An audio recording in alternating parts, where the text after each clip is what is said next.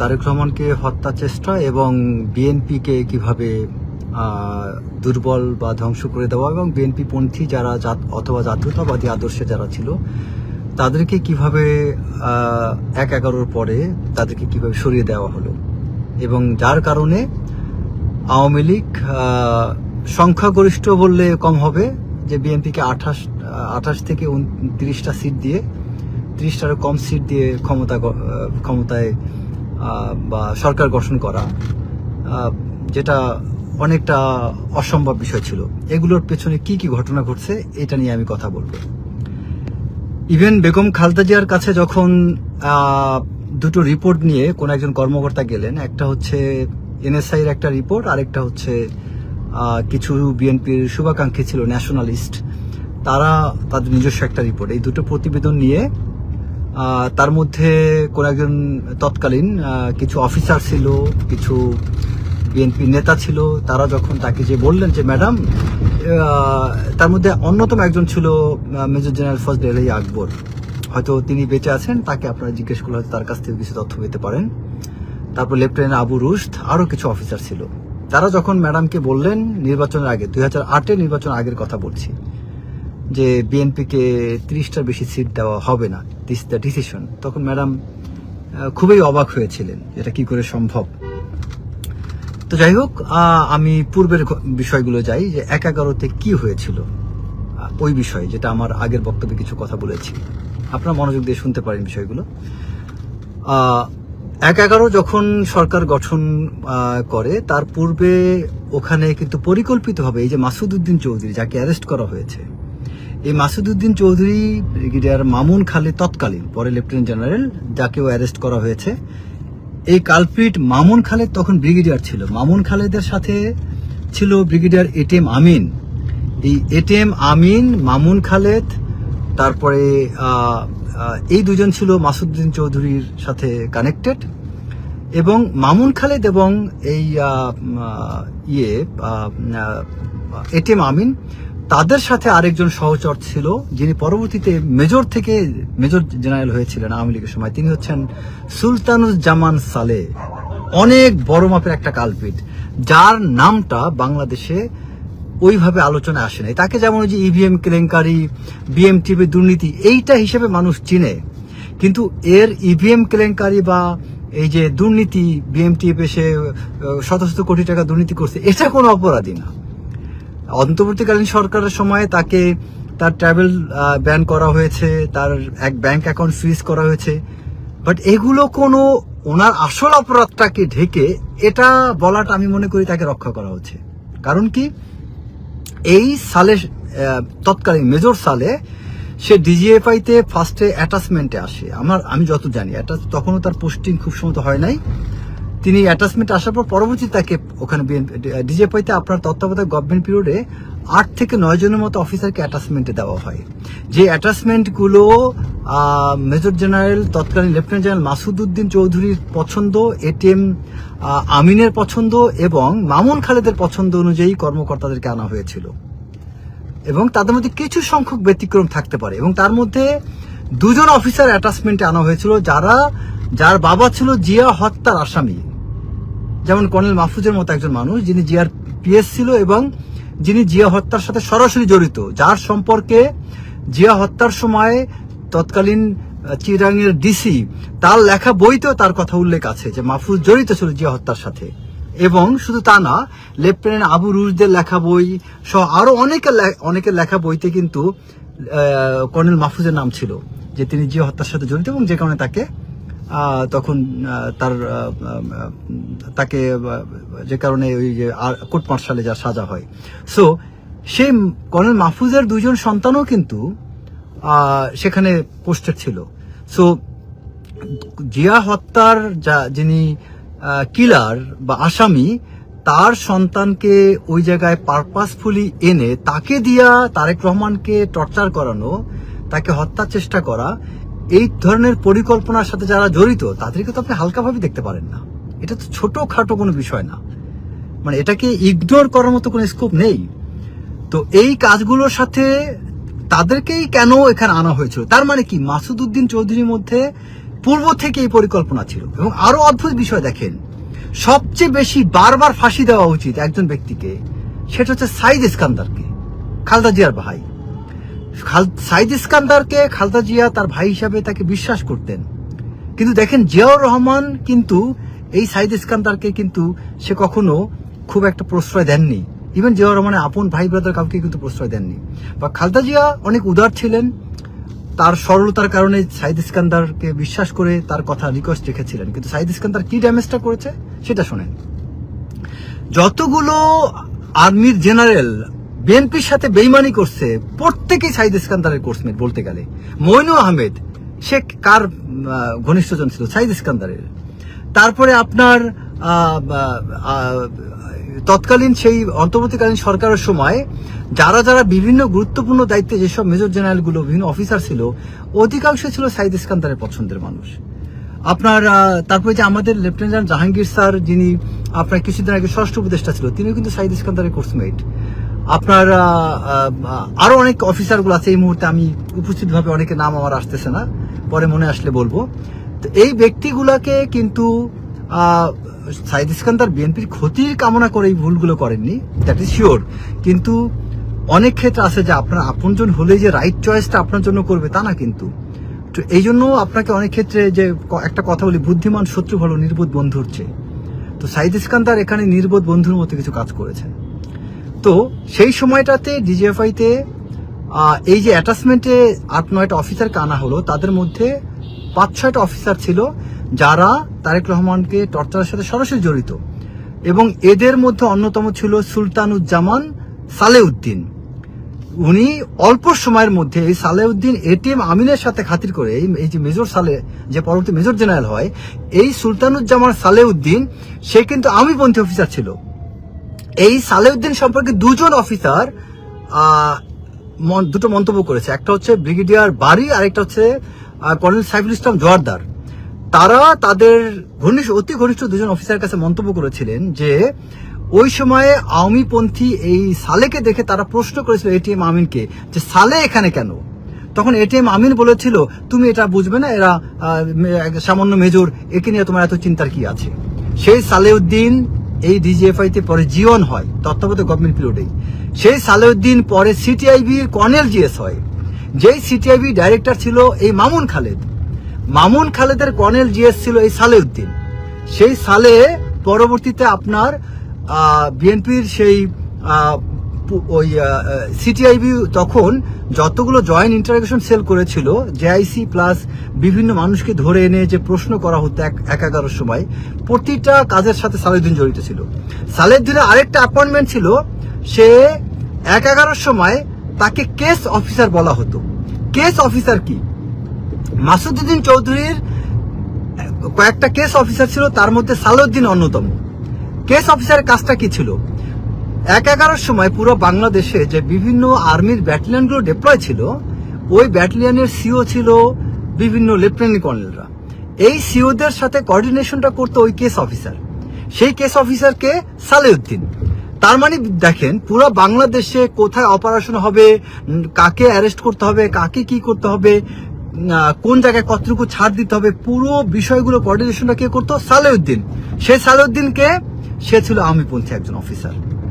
এবং একচুয়ালি তাকে আওয়ামীপন্থী বললে ভুল হবে, এই সালেউদ্দিন ছিল এক কথায় ধান্দাবাজ, এবং সে নিজের স্বার্থের জন্য সে সবকিছু করতে পারতো। সে আওয়ামী লীগ বলেন, বিএনপি বলেন, সে সবকিছু বিক্রি করা তার পক্ষে সম্ভব ছিল।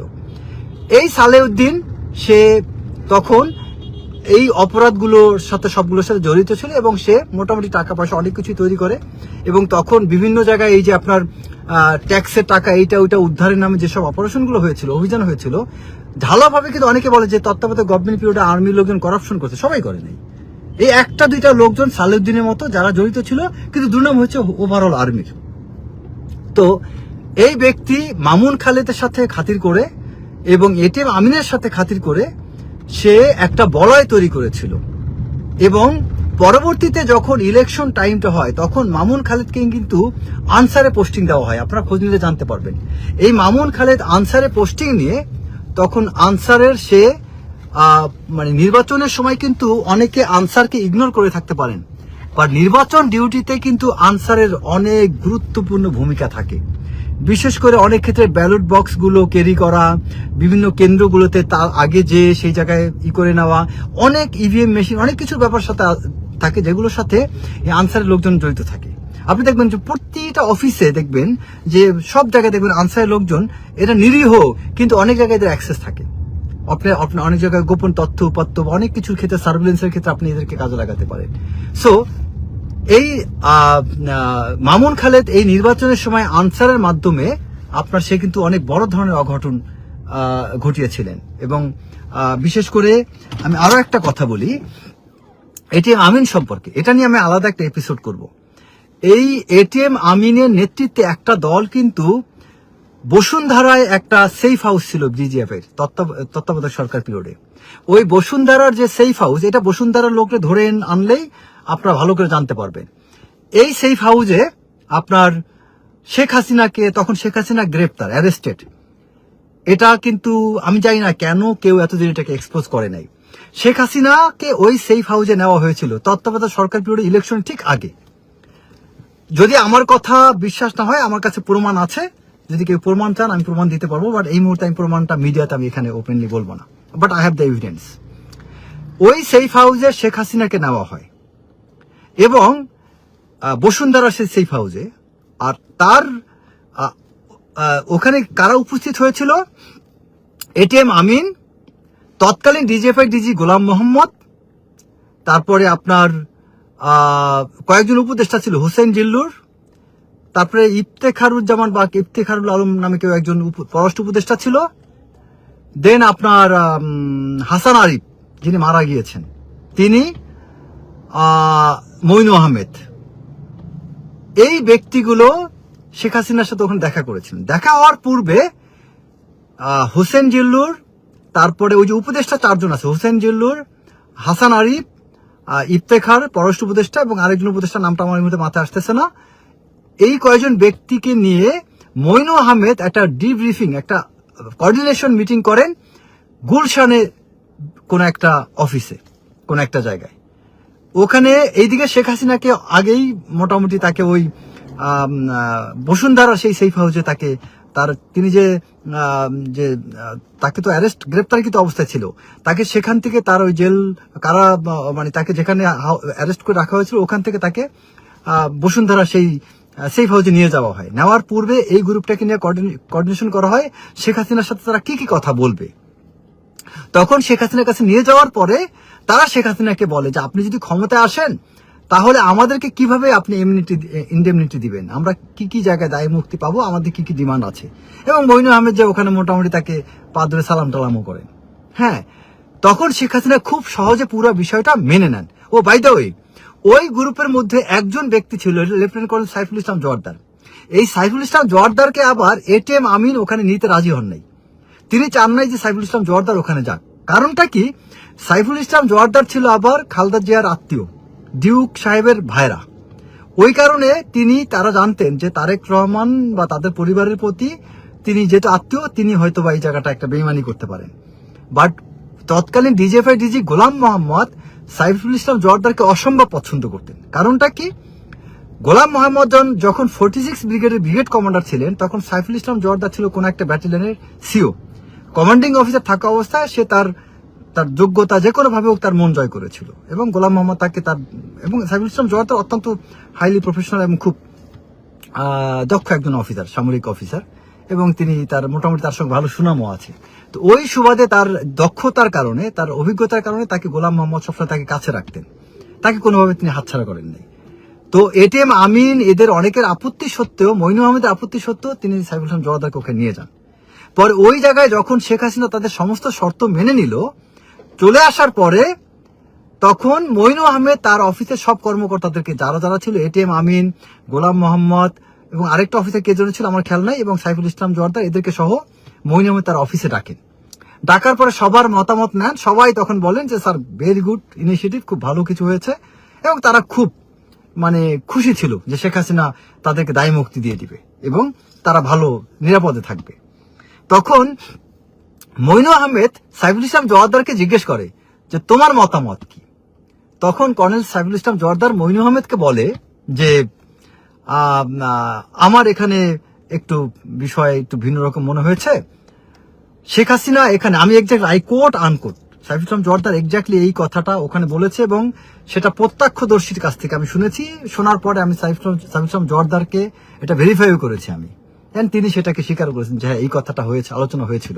এন্ড মঈন আহমেদের সাথে কোন একজন ব্যক্তির আমেরিকায় দেখা হয়েছে, সেই ব্যক্তির কাছে মঈন আহমেদ এটা স্বীকার করেছে, সেও আমাকে কনফার্ম করেছে। সো 3টা সোর্স থেকে আমি এই স্টেটমেন্টটা কনফার্ম করেছি।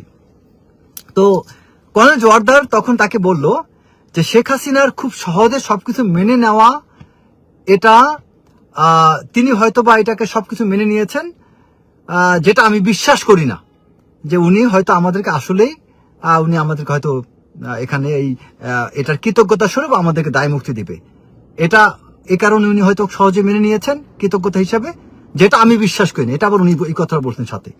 দ্বিতীয় কারণ, আরেকটা বিষয় হচ্ছে যে শেখ হাসিনা ক্ষমতা আসার পরে, যে এখন আমি ক্ষমতা যেয়ে নেই, ক্ষমতা আসার পরে তখন আমি যা করার তাই করব, এখন আগে আমি ক্ষমতা যেয়ে নেই। এই দুইটা ছাড়া এই দুইটার মধ্যে যে কোনো একটা হবে, কারণ এত সহজে তার মেনে নেওয়াটাকে আমি স্বাভাবিকভাবে দেখি না। কারণ শেখ হাসিনা ইতিহাস, তার পূর্বের ইতিহাস, তার বাবার ইতিহাস সবকিছু আমাদের জানতে হবে।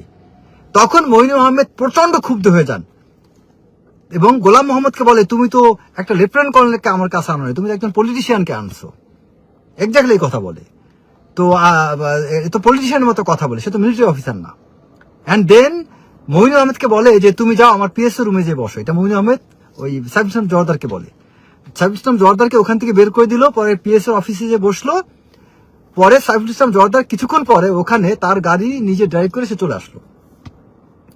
এর ঠিক একদিন বা দুই দিন পরেই সাইফুল ইসলাম জোয়ারদারের পোস্টিং হয়ে যায়।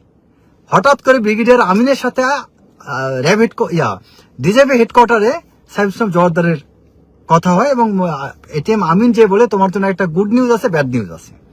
তখন জোয়ারদার সাহেব তাকে বলে যে আগে স্যাড নিউজটা বলে। তখন সে বলে যে তোমাকে ডিজিএফআই থেকে তোমার তো অনেকদিন হয়ে গেল, চিফ আমাকে মঈন আহমেদ বলছেন তোমাকে পোস্ট আউট করে দিতে। তখন বললো যে গুড নিউজ কি? গুড নিউজটা হচ্ছে তিনি বলেছেন তুমি অনেক কষ্ট করেছো, তোমার প্রমোশন কনফার্ম, তুমি প্রমোশন নিয়ে টেনশন করো না। তখন জোয়ারদার সাহেব তাকে বলে যে আমাকে এইভাবে বের করে দিচ্ছে আর আপনি আমাকে প্রমোশনের নিশ্চয়তা দিচ্ছেন, আমি জানি এটা কোনোদিন হবে না। এন্ড কিছুদিন পরে এবং তার পরের দিনেই কোনো ফর্মালিটি ছাড়াই তাকে রিলিজ অর্ডার দিয়ে তাকে চলে যেতে বলে এবং সে তখন রাঙ্গামাটিতে 25 বেঙ্গলে যে জয়েন করে। এবং এর পরবর্তীতে তো বাকি বিষয়গুলো আমার মনে হয় এখানে বলার প্রয়োজনীয়তা নেই। তো আপনি খেয়াল করে দেখেন যে এই মঈন আহমেদ তার ক্যারেক্টার সম্পর্কে আমাকে অনেক অফিসার একটা মন্তব্য করছে এবং আমিও যেটা বিশ্বাস করি, মঈন আহমেদ হচ্ছে একটা কাওয়ার্ড, কাপুরুষ, এবং তিনি হচ্ছেন তার সম্পর্কে একদম একটা টার্ম হচ্ছে ইউজ করা যেতে পারে যে একটা স্প্লিটেড কাওয়ার্ডিস পার্সোনালিটি হচ্ছে মঈন আহমেদ।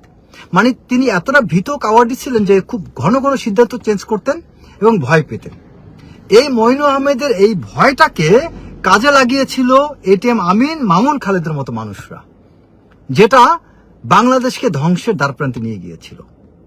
এই জন্য এই যে মামুন খালেদকে অ্যারেস্ট করা হয়েছে, এই মামুন খালেদ, মাসুদউদ্দিন চৌধুরী এবং সুলতানুজ্জামান সালে, একে অ্যারেস্ট করা উচিত। এবং আরেকটা হচ্ছে আরেকটা অফিসার আছে, আমি এটা বলবো, যেটা হচ্ছে ওই যে